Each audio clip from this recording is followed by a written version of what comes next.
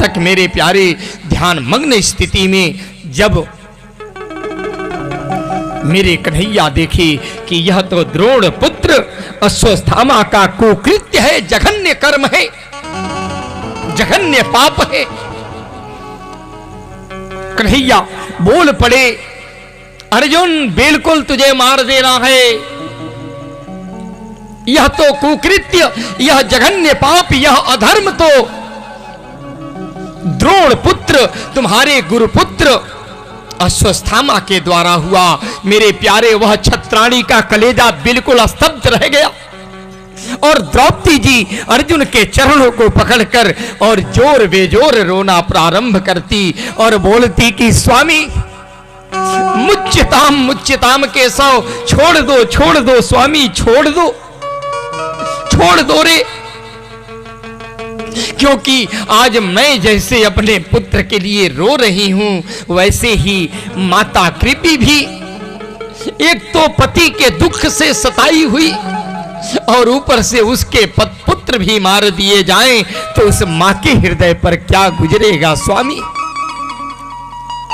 द्रौपदी कहती मुच्यताम केशव, और इधर मेरे कन्हैया बोल पड़े कि हन्यताम केशव, अरे मार दो उस द्रोण पुत्र अश्वत्थामा का वध कर दे रे अर्जुन, लेकिन देखना कि तेरे ऊपर ब्रह्महत्या न लग जाए।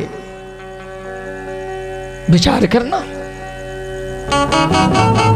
एक तरफ बोला वध कर दो, दूसरे तरफ बोला कन्हैया ने देखना ब्रह्महत्या न लग जाए। क्या यह संभव है? गाय लकड़ी भी खाती हो तो गाय है, गाय का मारने से मृत्यु हो जाए तो वध होगा ना, गोहत्या लगेगी ना। ब्राह्मण धर्मी है या अधर्मी है तो ब्राह्मण, और ब्राह्मण का वध करेंगे तो ब्रह्महत्या तो सुनिश्चित है ना। बालक गलत करता है या सही करता है, बालक की हत्या करेंगे तो बाल हत्या तो लगेगा ना। मेरे प्यारे कन्हैया बोल पड़े कि हन्यताम केशव, मार दो, पर देखना कि तेरे ऊपर ब्रह्महत्या न लग जाए। अर्जुन जी परेशान सा नजर आने लगे और कन्हैया के चरणों में गिर पड़े। बोले भगवान ये कहां संभव, अश्वत्थामा का वध भी हो जाए और मेरे ऊपर ब्रह्महत्या का पाप भी न लगे। अब मुझे क्या करना चाहिए स्वामी। पुनः शिष्य बन जाते अर्जुन और कन्हैया तुरंत समझाते हैं, अरे पहले उसको पकड़ो तो सही।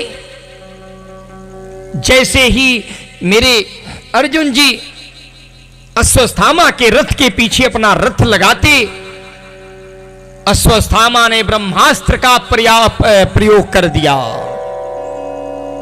लेकिन ब्रह्मास्त्र लौटाना नहीं जानता था। अर्जुन जी ने उस ब्रह्मास्त्र को भी उत्तर की दिशा में मोड़ दिया और उसके रथ को काट डाला और अश्वत्थामा को बांध करके अपने रथ में लेकर आया।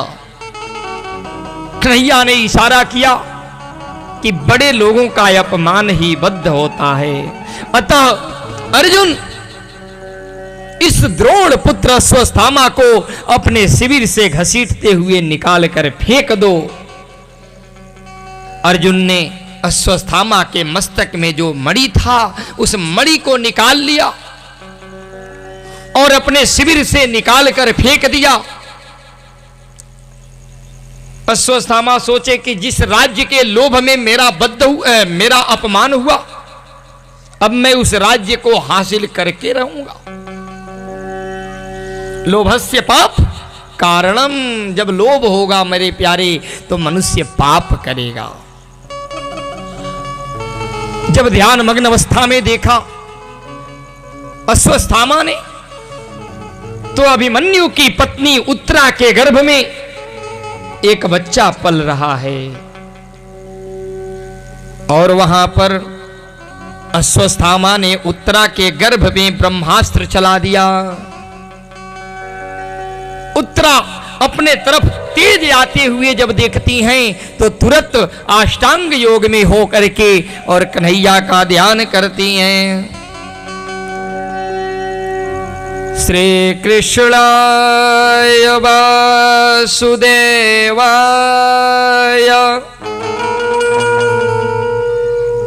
हरये परमात्मने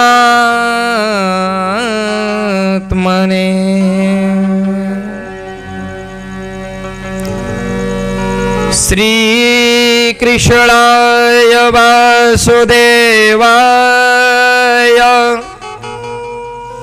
हरये परमात्मने प्रणतः क्लेशनाशाय श्रीकृष्णाय वयं नुमः। मेरे कन्हैया मेरे प्यारे विष्णु के रूप में होकर अपने चक्र को छोड़ देते हैं और ब्रह्मास्त्र से रक्षा करने के लिए वह चक्र उत्तरा के गर्भ में प्रवेश करके और चारों तरफ से रक्षा करना प्रारंभ कर देता है। और इसीलिए उस गर्भ में ही उस बच्चे को भगवान विष्णु के दिव्य स्वरूप का दर्शन होता मेरे प्यारे। और इसीलिए उस बच्चे का नाम एक विष्णु रात भी पड़ा, यानी कि जो कुछ दिनों के बाद जो बच्चा जन्म लिया उसका नाम विष्णु रात और बाद में चलकर उसी बच्चे का नाम परीक्षित पड़ा। परिरक्षितः बराबर परीक्षितः, जो दूसरे के द्वारा रक्षित है। पर इच्छा बराबर परीक्षा, क्यों?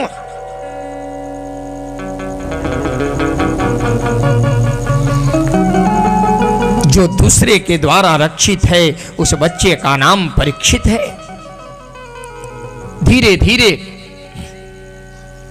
समय होता है, पांडवों ने राजा परीक्षित को राज्य सौंप करके चल दिया। लेकिन जब 25 वर्ष कलयुग बीत गया, कलयुग के राज्य में कलयुग राजा परीक्षित के राज्य में भ्रमण कर रहा था। एक बार दिव्य यात्रा के लिए जंगल में राजा परीक्षित घूम रहे थे। राजा परीक्षित ने क्या देखा, मेरे राज्य में ये कितना बड़ा अधर्म हो रहा है। बोले क्या? एक काला कलूठा व्यक्ति एक गाय को और एक बैल को मारता हुआ लेकर के आ रहा है। राजा परीक्षित जी को देखकर सहन नहीं हुआ और राजा परीक्षित जी तुरंत पहुंचकर बोले, तुम कौन हो? क्यों मार रहे हो? इस बैल ने क्या बिगाड़ा? ऊपर से ये लंगड़ा है, 3 पैर यह इसका खत्म है, केवल 1 पैर पे यह है। इस गाय ने तुम्हारा क्या बिगाड़ा? गाय तुरंत खड़ी हो जाती हाथ जोड़कर और बोली कि राजन, मैं गाय नहीं, मैं तो पृथ्वी हूं, मैं तो धरित्री हूं। राजा परीक्षित स्तब्ध रह गए, भयभीत हो गए और बोले कि यह धर्म भी कोई, यह बैल भी कोई साधारण बैल नहीं हो सकता, ये काला कलूठा व्यक्ति भी कोई साधारण व्यक्ति नहीं हो सकता। बोले आप कौन हो? बोले कि मैं कलयुग हूं। ये बैल कौन है? बैल बोला कि मैं धर्म हूं। अच्छा, धर्म 3 पैर से क्यों लंगड़ा हो गया था? 4थे पैर पे क्यों चल रहा था? मेरे प्यारे, धर्म के 4 चरण हैं। प्रगट 4 पद धर्म के, धर्म के 4 चरण हैं, कौन कौन है? सत्यम, शौचम, दयादानम। धर्म के 4 चरण, सत्यम, शौचम पवित्रता, दया और दान। क्यों? जब सतयुग युग समाप्त होता है मेरे प्यारे, तो सत्य का बोलबाला समाप्त हो जाता है। राजा हरिश्चंद्र के ऊपर आपत्तियां विपत्तियां जब पड़ी और कठिन परीक्षा लिया गया, अंत में हरिश्चंद्र जी ने कहा कि भगवान परीक्षा तो आपने लिया, लेकिन इतना कठिन परीक्षा किसी का नहीं लेना चाहिए।